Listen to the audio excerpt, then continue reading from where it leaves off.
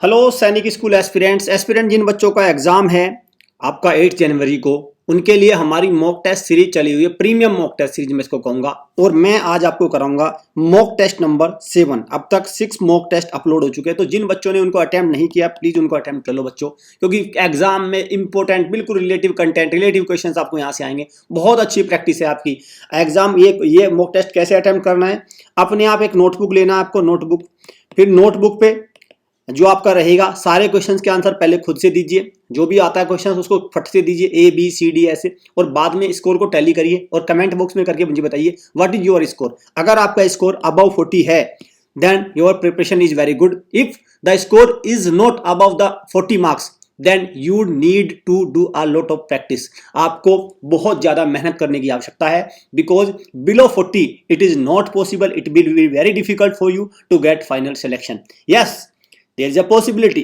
you will qualify the exam. You will in the first phase it will be shown to you that you are qualified, but in the final merit list you will fail. Okay, तो students आपको इस तरह से करना है, आपको पूरी मेहनत पूरा दम लगा देना है। आपको इन नंबर पे कॉल करके कोई भी इंफॉर्मेशन आप ले सकते हैं। ये वीर पैक है भाई आपका, हमारा जो वीर पैक है सबसे, मैं इसको स्टार पैक कहूंगा, स्टार पैक है ये हमारा। इसको जरूर अवेल करना, आप इसको जरूर अवेल करना। NC10, अगर NC10 आपने कोड यूज किया तो 10% का डिस्काउंट भी मिल जाएगा, अभी चल रहा है इस पे। 25 सीट हॉस्टल बेसिस, सिलेक्शन की गारंटी। टाइम आपको देना होगा, डिले मत करो। अगर आपने नेक्स्ट ईयर के लिए मन बना लिया है तो आप इनमें आ जाइए। फिर ये क्या है भाई, हमारा RMS CET अचीवर बैच है। ये आपका ऑनलाइन बैच है, ध्यान रखना, लाइव बैच। इसमें 1 जनवरी से क्लास स्टार्ट हो जाएंगी। जल्दी से अपनी शीट को बुक करके नेक्स्ट ईयर के लिए CET के लिए लग जाइए। Toppers pro batch next year के लिए है भाई, ठीक है। 1 जनवरी से क्लास स्टार्ट हो जाएंगी, लाइव बैच है ये भी। Ranker batch again live batch, online batch है, घर से ही तैयारी होगी इसमें, इसको अवेल कर सकते हैं। और ये निश्चय बैच यूपी सैनिक स्कूल के लिए, ये हॉस्टल बैच है, आपको यहाँ से तैयारी कर सकते हैं। चलिए आज का question number 1। Bana Bhatta well known for his literary work flourish during the reign of. तो बाण भट्ट वो किसके पीरियड काल में थे, तो किसके थे वो, हर्षवर्धन। राइट आंसर क्या है, हर्षवर्धन। और इंपॉर्टेंट ये है, बाण भट्ट ने लिखा क्या था, इन्होंने लिखा था हर्षचरित्र। क्या लिखा था, हर्षचरित्र। क्लियर, हर्षचरित्र लिखा था इन्होंने। तो हर्षचरित्र जो इन्होंने लिखा था, ये क्या है, ये बायोग्राफी है हर्षवर्धन की। क्लियर, ये हर्षवर्धन की बायोग्राफी है और ये हर्षचरित्र इन्होंने लिखी थी बाण भट्ट ने। बिंदुसार कौन है, चंद्रगुप्त के सन, और इनके सन कौन है, बिंदुसार के अशोक। ठीक है, तो चंद्रगुप्त बिंदुसार के फादर है और बिंदुसार अशोक के फादर। इस तरह से ये जो आपकी मौर्य डायनेस्टी है उसकी हैं। क्लियर, चलिए यहाँ पे कुछ और इंपॉर्टेंट, जैसे रामायण आ जाता है। देखो ये तो हो गया रामायण। रामायण किसने लिखी भाई, ये पता होना चाहिए आपको, रामायण। ठीक है, एक है रामचरितमानस। ठीक है, एक तो रामायण हो गई भाई आपकी, और दूसरी क्या है, रामचरितमानस। दोनों को आपको बच्चों याद रखना है, रामायण को भी और रामचरितमानस को भी। तो रामायण किसने लिखी भाई आपका, तुलसीदास। रामचरितमानस किसने लिखी, अब देखो यहां हो जाता है कंफ्यूज ये मत कर देना। रामचरितमानस लिखी है आपकी किसने, तुलसीदास ने, और रामायण लिखी है वाल्मीकि ने। ठीक है, वाल्मीकि। ठीक है, सेज वाल्मीकि ने लिखी है आपका रामायण, और रामचरितमानस लिखी है आपकी तुलसीदास ने। और एक और है यहाँ पे, महाभारत किसने लिखा आपका, वेद व्यास ने। ठीक है, तो ये तीनों याद रखना भाई, ये इस तरह के क्वेश्चंस यहां से बन जाते हैं। ठीक है, चलो नेक्स्ट क्वेश्चन की तरफ बढ़ते हैं। D is the right answer. इसका क्या राइट आंसर है भाई, डी है। A book titled how to prevent the next pandemic. तो ये नेक्स्ट पेंडेमिक किसने लिखी है, Bill Gates, philanthropist Bill Gates, उन्होंने लिखी है ये। ठीक है, साथ में आपको ये भी याद रखना है भाई, राइट आंसर क्या हो गया इसका, ए हो गया। जैक मा, ये कहाँ के बिलियनियर थे, कहाँ के, चाइना के। ठीक है, जैक मा, अलीबाबा कंपनी, एक अलीबाबा कंपनी हुआ करती थी, अब तो नहीं इतनी अलीबाबा। ठीक है, वो रतन टाटा तो सब जानते हैं, टाटा ग्रुप के चेयरमैन। और यहाँ कौन है, सुंदर पिचाई कौन है, सुंदर पिचाई है गूगल के CEO, गूगल जो गूगल कंपनी है उसके CEO। और गूगल के भी, और देखो गूगल मेन कंपनी नहीं है, इसकी मेन कंपनी है Alphabet Inc, ALPHA, Alphabet Inc, ये है इसकी मेन कंपनी। उसकी कंपनी है एक, उसकी एक सब्सिडरी कंपनी कौन सी है, गूगल है। ठीक है, गूगल मेन कंपनी नहीं है, इसकी भी एक बड़ी कंपनी है अल्फाबेट, तो अल्फाबेट के सीईओ और गूगल के सीईओ, दोनों के सीईओ सुंदर पिचाई है। और गूगल के फाउंडर कौन है? गूगल के फाउंडर दो व्यक्तियों ने इसको किया था, लैरी पेज और सर्जे ब्रिन। कौन है? SERGEY, सर्जे ब्रिन और लैरी पेज। ये क्वेश्चन कई बार आ जाता है भाई आपका। लैरी पेज 1998 में इसको एस्टेब्लिश किया गया था। ठीक, चलिए, अमेरिका की कंपनी है गूगल। ठीक, मतलब ये आपका जो अल्फाबेट है, फिर अल्फाबेट की नीचे कंपनी गूगल हो गई। चले आगे चलते हैं। Which of the following festival is dedicated to sun god and his wife Usha. तो सन गॉड की जो वाइफ उषा, उनके लिए कौन सा फेस्टिवल है? द फेस्टिवल इज छठ पूजा। बिहार का फेस्टिवल है, समझो इसको। वैसे तो पूरे भारत में होता है, लेकिन मेन फेस्टिवल कहाँ का? बिहार का। ठीक है, छठ पूजा। सी इज द राइट आंसर। चलिए, विच of the following country share the shortest land border. देखो लैंड लिखा है, लैंड बॉर्डर विद इंडिया, तो शॉर्टेस्ट कौन सा करेगा? Afghanistan. Clear, Afghanistan around 200 kilometre के आसपास का बॉर्डर है इसका। ठीक है, लॉन्गेस्ट कौन करेगा? बांग्लादेश, 4000 किलोमीटर। ठीक है, ठीक है भाई, ये दाना। दूसरे नंबर पे कौन है? चाइना हो जाएगा। ये आपको याद रखना है, इस तरह से क्वेश्चन बनते हैं। पूरी दुनिया में अगर लैंड बॉर्डर की बात करें तो लॉन्गेस्ट लैंड बॉर्डर दो कंट्री शेयर करते हैं, आपका यूएसए एंड कनाडा। ठीक है, यूएसए एंड कनाडा। उसका क्या नाम है? 49 डिग्री पैरेलल। ये भी याद रखना, 49 डिग्री पैरेलल। ठीक, चलो। Where is the secretariat of SAARC. देखो सार्क सेक्रेटेरिएट में, सार्क का हेडक्वार्टर कहां पे है? तो कहां पे हुआ? नेपाल की कैपिटल काठमांडू में। और सार्क की full form south Asian association of regional cooperation. South Asian association of regional cooperation. ठीक है, कोऑपरेशन, ये है आपका सार्क की फुल फॉर्म। ठीक है, और सार्क में कितने कंट्री, ये ज्यादा इंपॉर्टेंट है। इंपॉर्टेंट फुल फॉर्म नहीं है इतनी, तो ठीक है, एक ग्रुप बना लिया साउथ एशियन कंट्री ने। ठीक है, साउथ एशियन।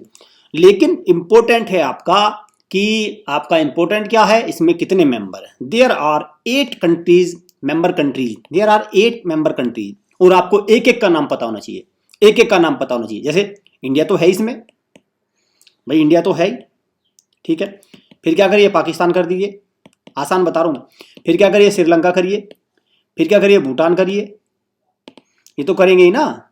फिर बांग्लादेश करिए। फिर क्या रह गया आपका? आप कर दीजिए नेपाल को, कर दीजिए जहां पे इसका हेडक्वार्टर है। नेपाल को लेंगे, हेडक्वार्टर ही जब यहाँ पे है। और क्या रह गया आपका? अफगानिस्तान ले लीजिए। 1 2 3 4 5 6 7, और कौन सा बच गया आपका? एक बच गया आपका, भूटान हो गया, पाकिस्तान हो गया, बांग्लादेश हो गया, मालदीव्स। ठीक है, तो ये हैं 8 कंट्रीज। ये आपको याद रखने हैं, एक एक कंट्री याद रखना है भाई। क्वेश्चन बनता है कौन सा इसका पार्ट है, कौन सा नहीं है, इनमें से कौन सा नहीं है, इनमें से कौन सा है। इस तरह से क्वेश्चन बन जाते हैं। First direct flight between Delhi to heritage city of Khajuraho was flagged off recently. तो इनके बीच में एक डायरेक्ट फ्लाइट हो गई, मतलब हवाई जहाज से जाएंगे। अब बसों पे धक्के नहीं खाने। अब खुजराहो जाना है घूमने, खुजराहो टेम्पल्स में जाना है, हेरिटेज साइट है वहां पे जाना है। तो अब बस ट्रेन से पैदल जाने की जरूरत नहीं है। ठीक है, अब क्या चलेंगे? फ्लाइट से जाएंगे सीधा। तो फ्लाइट, तो इस सिटी ऑफ खुजराहो कहाँ की फ्लाइट लेंगे? कौन से राज्य में जाना पड़ेगा आपको? सिटी ऑफ खुजराहो कहाँ है? मध्य प्रदेश। तो राइट आंसर क्या है? मध्य प्रदेश। ठीक है, चलिए। Who is the current union minister for education. देखो भाई, आप ये 21 फरवरी को लिखा है, लेकिन मैं इसको कर दे रहा हूं आज की डेट, मतलब जब आप ये वीडियो देख रहे हैं, दैट इज दिसंबर आपका दिसंबर 2022 में आपका एजुकेशन मिनिस्टर कौन है? सीधा सीधा क्वेश्चन ये हो गया। तो कौन है आपका? धर्मेंद्र प्रधान। तो राइट आंसर क्या है? धर्मेंद्र प्रधान। ठीक, चलिए। साथ में आपको ये याद रखना है भाई, देखो ये पहले मिनिस्टर थे, अब कुछ नहीं है, ये भी नहीं है, अब ये बचे, ये है भी मिनिस्ट्री। कौन सी है इनके पास? Women and child development ministry और मिनिस्ट्री ऑफ माइनॉरिटी अफेयर्स। ये मिनिस्ट्री है स्मृति ईरानी के पास करंट में, जब ये वीडियो आप एग्जैक्ट देख रहे हैं तब। भाई कल को चेंज हो जाए या पहले, मुझे उससे लेना देना नहीं है, लेकिन जब ये वीडियो आप देख रहे हैं तब है ये। ठीक है, चलिए। Is the oldest national park of India. Is the oldest, तो कौन सा हो गया? Jim Corbett national park. तो राइट आंसर क्या है? Jim Corbett. कहां पे है? उत्तराखंड में। एक और है Rajaji tiger reserve, RTR, Rajaji tiger reserve भी यहीं पे है। Dudhwa national park, only national park in Uttar Pradesh. ठीक है, बांधवगढ़ नेशनल पार्क कहां पे? मध्य प्रदेश में। बांधवगढ़ है। एक है बांदीपुर, देखो बांधवगढ़ है मध्य प्रदेश में, बांदीपुर कहां पे है? कर्नाटक में। ठीक है, ओरांग, ओरांग कहाँ है? आसाम में। ठीक है, क्लियर। आसाम के नेशनल पार्क को याद करने का सबसे आसान तरीका MNOPQRS, बहुत आसान है। देखो, मानस, नामेरी, ओरांग, धींग पटकई, काजीरंगा, आपका रायमोना, दिब्रू साइकोवा। ठीक हो गई एक बार में यार। चलो, तो राइट आंसर क्या हो गया? अब इसमें क्वेश्चन एक दो और बन जा रहे। देखो, टोटल भारत में कितने national park? Around 100 plus national park है। 102 105 के आसपास नेशनल पार्क है। सारे एक साथ याद हो जाएंगे? नहीं, एक साथ कुछ भी याद नहीं होगा। एक तरीके से याद करना है, ऐसे ही प्रैक्टिस करनी जैसे मैं आपको करा रहा हूं प्रैक्टिस। जिम कॉर्बेट ओल्डेस्ट हो गया। सबसे लार्जेस्ट कौन सा हो गया? Hemis national park. तो हेमिस नेशनल पार्क हो गया लार्जेस्ट। कहां पे है हेमिस नेशनल पार्क? आपका लद्दाख में। ठीक, तो इस तरह से याद होंगे, सबसे बड़ा, सबसे छोटा, सबसे पुराना, ये हो गया, ओल्डेस्ट ये हो गया। ठीक, चलो।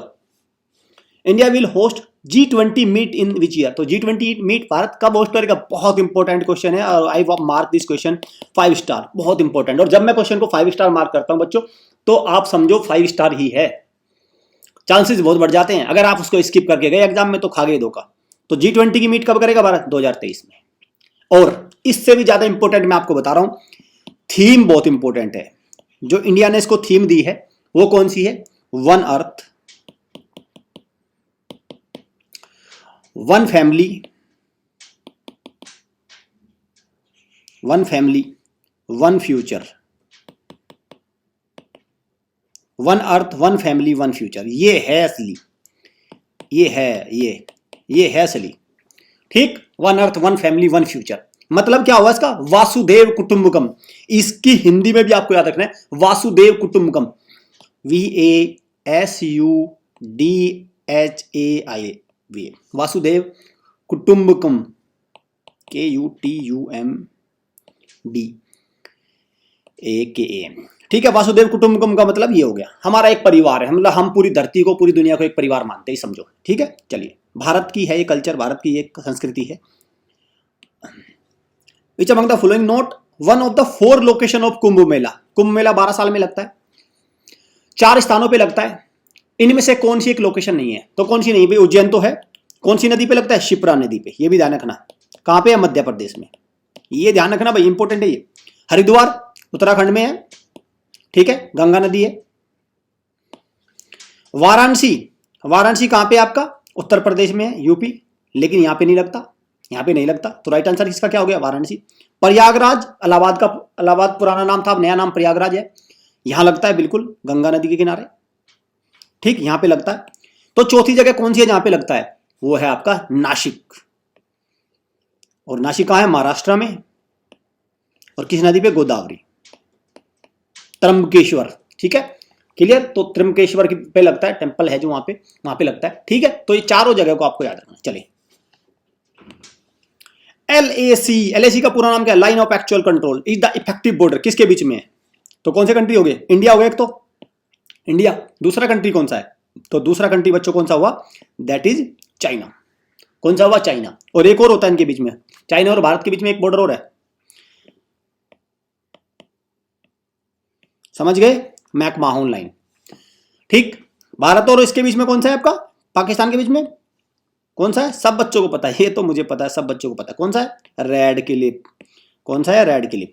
और भारत और अफगानिस्तान, सॉरी, पाकिस्तान और अफगानिस्तान के बीच में ये होता है डूरंड।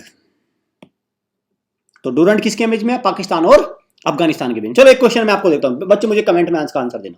देखता हूं कितने बच्चे इसका मुझे कमेंट बॉक्स में आंसर देंगे। क्या है क्वेश्चन? है साउथ कोरिया और नॉर्थ कोरिया के बीच में बॉर्डर का क्या नाम है? साउथ कोरिया और नॉर्थ कोरिया के बीच में, साउथ कोरिया और नॉर्थ कोरिया के बीच में क्या है? चलो, दूसरा क्वेश्चन एक और ले लीजिए साथ में। आपका ग्रेट निकोबार और लिटिल निकोबार, ठीक है, इनके बीच में कौन सा डिग्री चैनल है? ग्रेट निकोबार भाई, अंडमान एंड निकोबार है ना, नीचे वाला हिस्सा क्या हो? ग्रेट निकोबार, बीच वाला लिटिल निकोबार हो गया। इनके बीच में कौन सा बॉर्डर है? ठीक है, इस तरह के क्वेश्चन बनते हैं अभी बहुत। बताना कितने डिग्री चैनल है। चलें, D is the right answer हो गया इसका। The international day of women girls in science, तो ये कब मनाते हैं हम? 11 फरवरी को। ठीक है, बहुत इंपॉर्टेंट है भाई इस तरह के डे। इनको ना लेने की गलती मत करना, पछताओगे बच्चों, रह जाएगा, फिर खा जाओगे धोखा, फिर कहेंगे कि सर गलत कोचिंग के चक्कर में पड़ गए और फिर सिलेक्शन नहीं होता, फिर समय निकल जाता है। Appointed as the director of Vikram Sarabhai space centre, तो कौन है? डॉक्टर एस उन्नी कृष्णन नायर। और कहाँ है ये? VSSC कहाँ है? तिरुवनंतपुरम, त्रिवेंद्रम जिसको भी बोलते हैं, पुराना नाम क्या है? त्रिवेंद्रम, तिरुवनंतपुरम। तिरुवनंतपुरम कहाँ है? केरला की कैपिटल। साथ में आपको देखो भाई, इसको ध्यान रखना जरा, डॉक्टर एस सोमनाथ कौन है? ये इसरो के चीफ, ठीक है। साथ में आपको किसका याद रखना है? ये आपका विक्रम साराभाई हो गया। SDSC, Satish Dhawan space centre, कौन कहाँ पे है? श्रीहरिकोटा, आंध्र प्रदेश, तिरुपति डिस्ट्रिक्ट, ठीक है। चौथा कौन सा रह गया भाई? DRDO, कहाँ पे है? न्यू दिल्ली। और इसके चीफ कौन है? SV कामत, ठीक, SV कामत। तो ये 4 इंपॉर्टेंट है। एक और हमारी डिफेंस मैन्युफैक्चरिंग कंपनी है, एक सरकारी क्षेत्र की कंपनी है जिसका नाम है HAL, हिंदुस्तान एयरोनॉटिक्स लिमिटेड। तो ये भी हमारी जो आपके हेलीकॉप्टर वगैरह, फाइटर जेट्स वगैरह बनाती है, हेलीकॉप्टर जो फाइटर, तेजस हेलीकॉप्टर जैसे हो गया। तो ये कहाँ पे है? इसका हेडक्वार्टर भी आपका बेंगलुरु में, और जहां पे इसरो का हेडक्वार्टर है, ठीक है, हिंदुस्तान एयरोनॉटिक्स लिमिटेड, ठीक। चलिए, India hosted the Commonwealth game. तो भारत ने कब कॉमनवेल्थ होस्ट किया था? 2010 में। एक बार होस्ट किया बस, 2010 में, ठीक।